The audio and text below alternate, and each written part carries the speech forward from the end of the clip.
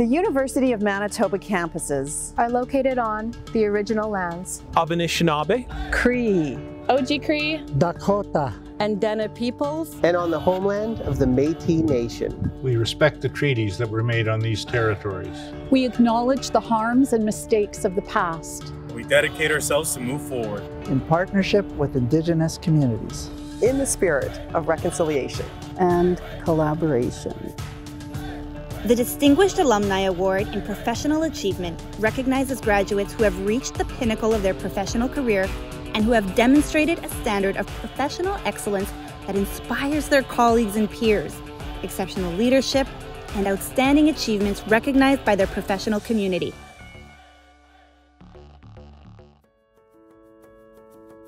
When I was a student in the middle years, and when I heard about, being called, our people were savages and we were barbarians, and I'm like, what? Is she talking about me? Is she talking about my family? Is she talking about my people, my community? And so I said to myself, when I grow up, I'm going to be a teacher, and, I'm going to make sure that my students don't learn about my people that way. After a negative experience in the 6th grade, Helen Robinson-Settee kept her promise to become a teacher and so much more. As the Indigenous Inclusion Directorate with Manitoba Education, and as a teacher of students from middle school age up to teacher candidates in U of M's Faculty of Education, she has been instrumental in changing the way students in Manitoba learn about Indigenous people and issues. One of the areas I find that, that I've been able to make the most significant impact, I feel, is around policies and, being able to draft policy directives that are going to really make an impact for, learners. She's created the Aboriginal Education Policy. She's now working on how to get elders involved in schools. And she's also been involved at the national level with the Council of Ministers of Education in Canada. She has influences all across Canada. Throughout her career, Helen has kept one principle at the center of all of her teaching and advocacy. Politics and policy aside, it's all about the children and bettering their education. Tell students, that's what this is all about. In education, it's all about the students. I tell them, you are so powerful, because you have all of this knowledge that you're going to be, sharing with them, as a facilitator, of learning, because they're not only going to learn from you, but you're also going to learn from them.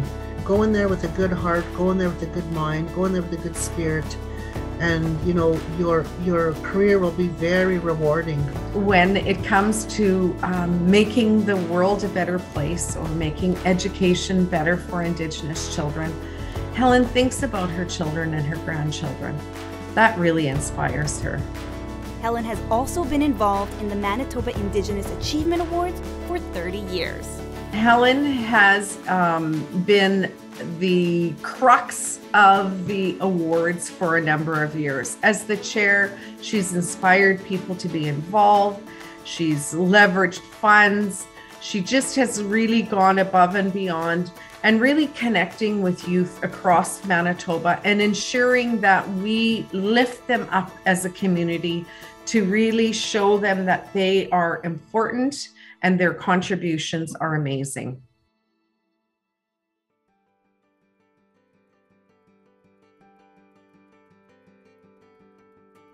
We beat the billion-dollar machines, not by 6 months or 3 months. We beat them by 12 years. Since graduating from the University of Manitoba with a Bachelor of Science in 1978, Dr. R.J. Dwayne Miller has gone on to become one of the world's most prominent chemists.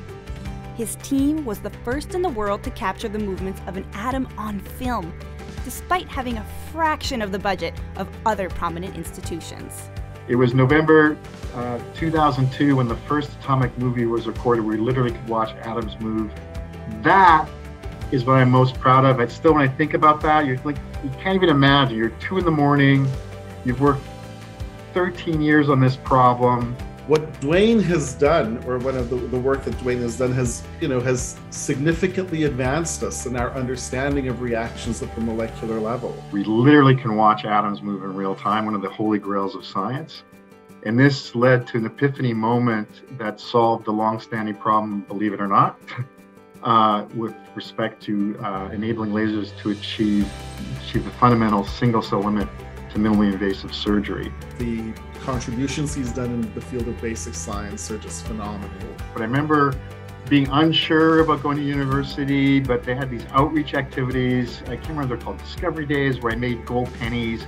And I thought the university was an interesting place, so I decided, okay, I'll go to the university. And I remember just being thrilled with being exposed to quantum mechanics, being exposed into how molecules work to lead to immune response. I know what's going on at the molecular level thanks to my days at the University of Manitoba. In 2008, Dr. Miller founded Science Rendezvous, a program that encourages universities to open up their doors to the public to show people the incredible scientific research happening across the country.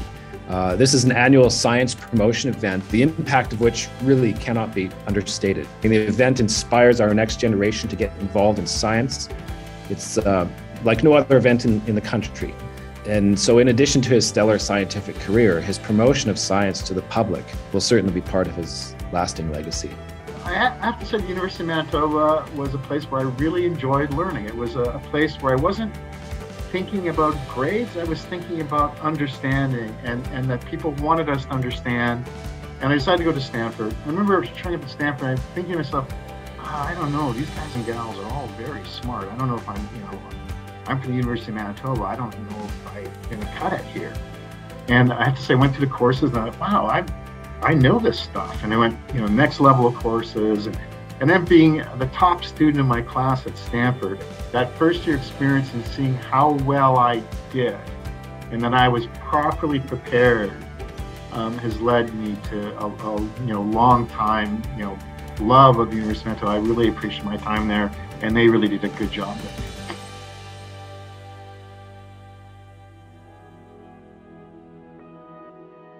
Even as a young kid, I absolutely remember thinking, wow, I guess mom must be kind of a big deal.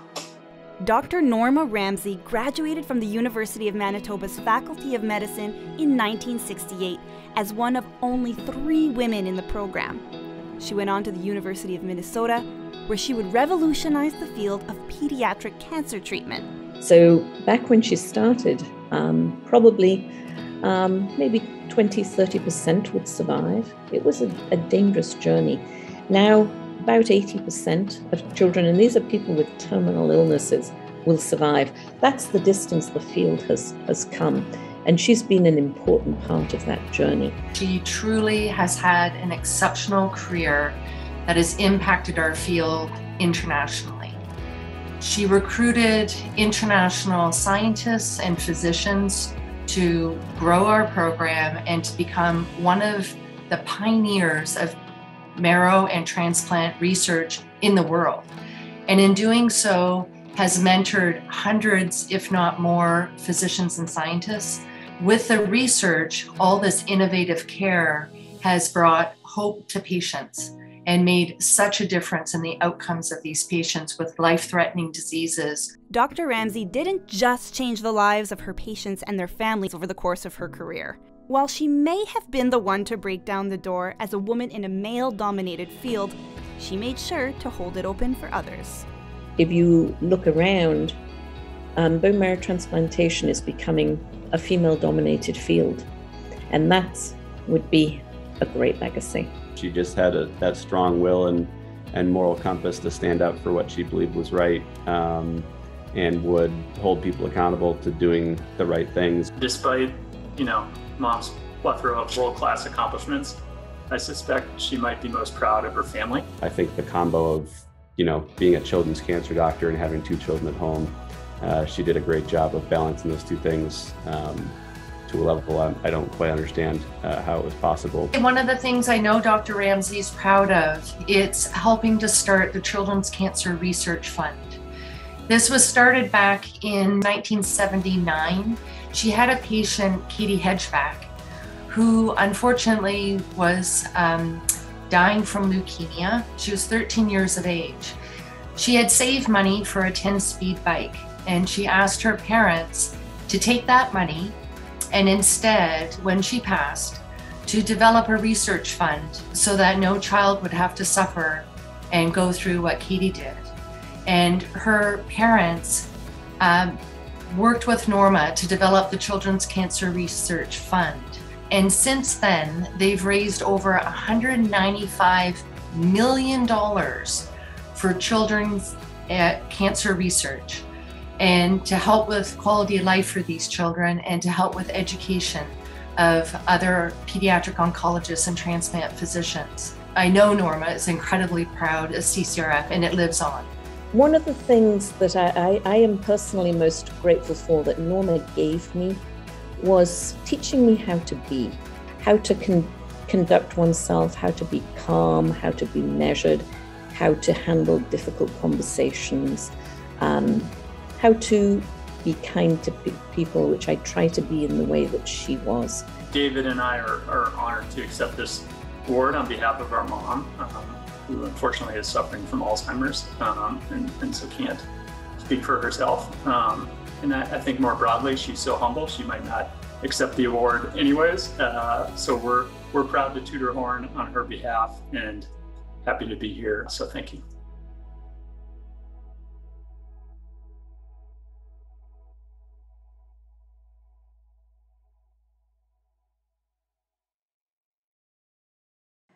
I'm Anne Mahon, Chancellor of the University of Manitoba and Chair of the Selection Committee for the Distinguished Alumni Awards.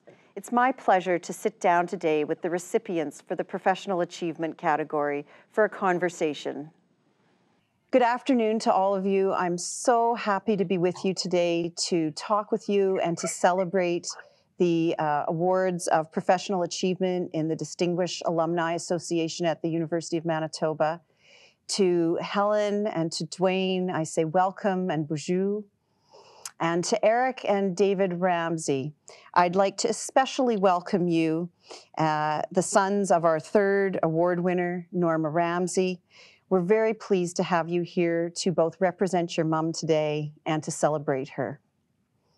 Let's start in with a question, a general one, and it's what drives you and what drives your passion for what you do? And in your case, Eric and David, what do you think has driven your mom's passion? Helen, let's start with you.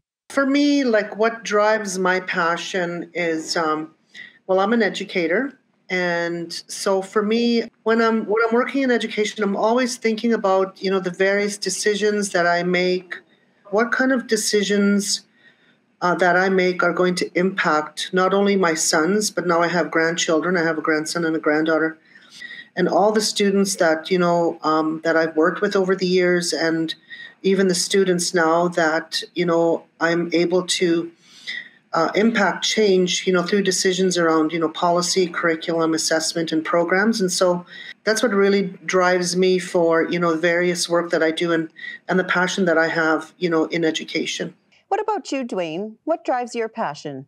I think we're all born scientists. So my award was in research and things I've accomplished in trying to understand things at a finer and finer level of detail. So I think we're all born scientists. Somehow we beat that out of kids somewhere along the line. So I'm also kind of committed to try to help reinstill this love of science. But if you look around the world, it's absolutely an amazing place. And the beauty that surrounds us is often overlooked for the minutia that we worry about in our everyday lives. So I have the great fortune to be able to sit back and think, how does that work? What does that look like?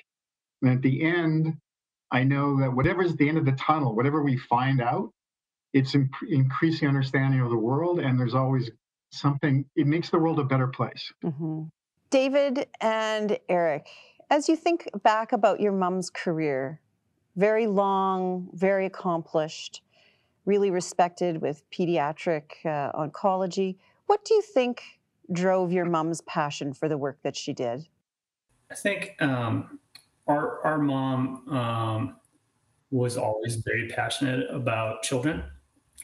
So through that lens, it's no surprise she fell into pediatric cancer research and helping kids with cancer. And I think one of the things that was so special about her is she just had a remarkably unique empathy. And I think in such a tough job, whether it was dealing with the children themselves, often whom were extremely resilient in very tough circumstances. They just didn't know any different. But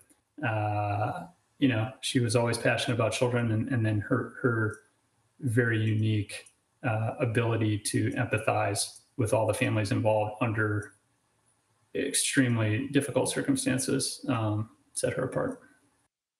Her family was obviously an incredibly big driving factor for her as well.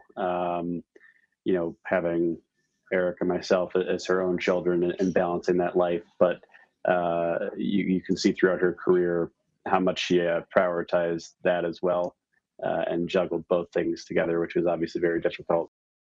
I'd like to ask you each now a question particular to your own achievements. Helen, I'll start with you. You've been involved in the Manitoba Indigenous Youth Achievement Awards for 26 plus years. You can correct me with the exact number. Why have you stayed so loyal to this initiative? Is you often hear, the negative stories about Indigenous youth. Oh, they're in jail, they don't finish high school, they're young parents, so we never, we 20 some years ago, we didn't really hear a lot of the positive stories about, a lot of our youth. And so there was a group of people at that time. I wasn't involved in the first year. I joined the second year because I saw how beautiful it was that, they were, honoring youth. And so, each year, we honor, these youth for their accomplishments, and, they themselves become, role models. David and Eric, we've talked about how successful your mom is, and you actually touched on this a little bit earlier, and I'd like to return to it. How did she balance a demanding career and a family life? And I'm wondering, what kind of discussions did you have as a family about her work around the dinner table? I would say protective of us from, I think, a lot of the negatives that come with that type of work, and very open with us, I think, about the positives of just sort of pursuing your passions and, why she did what she did. And then, as Eric mentioned, talking about, what it was like to be a woman in med school, and she was top of the class at the end of it all, and, having to push through the things that she pushed through, I think, to, break through the barriers was really more of what the conversations were. I can't think of many instances where she ever brought home any of the negative stories that she probably experienced on a day-to-day basis. I'll share one anecdote that I think people will enjoy in this audience. As a true Canadian, she never missed a hockey game. And so what she would do is work incredibly hard during the day, drive from work to our hockey game, watch the game, and then go back to work and wrap up what she had to do, and then get back home, obviously, late at night, and then start over in the morning. So incredibly dedicated to work and family. And obviously we're biased, but I as a father now, I think it's pretty darn impressive. Dwayne, you are a world-renowned chemist, and yet you've taken time to create the community science learning event, Science Rendezvous, which is a national Canadian event. Why did you decide to take time away from your research to do this? I was in Germany in 2003, and they had this thing called Long Nacht der Wissenschaft, and they're going to charge 10 euros a person for people to come see science in the labs in Germany. And I thought, this is absolutely, and all the newspapers covered it, radio covered it, television covered it. And I thought, this is crazy. Who's going to pay 40 euros? That'd be like $80 for a family of four to go see science. And I thought, this just can't be. And it went from 8 o'clock at night to 8 in the morning. I went there, I couldn't believe it. The place was packed, rubbing my eyes, going, what did I just see? So this couldn't possibly happen in Canada. And that got me quite upset, because I thought, well, why not? The first time we did this event, on the street were 18,000 people wanting to talk to a scientist. And that's when we realized, and I have to point out, one thing that we discovered in holding Science Rendezvous Because it's one thing for a teacher to say your child has an aptitude for science. It's quite a different thing to come to a real bona fide researcher, if they're bona fide, and say, "Oh, your kid's got this," and like, wow. So in a way, by kids and elderly people constantly staying, scientifically current and interested, because we're all born scientists, and you plant the seed that they can do science. I think that's really what's driving me is try to get the next generation, and then they can see the passion that researchers have for what they do. Like Eric and Dave's mom, I'm sure would have been a fantastic person to talk to. Could you just imagine, right? What are you doing? What are you working on? And everybody we talk to, when you get that little hook, they say, "Oh, I see how that works."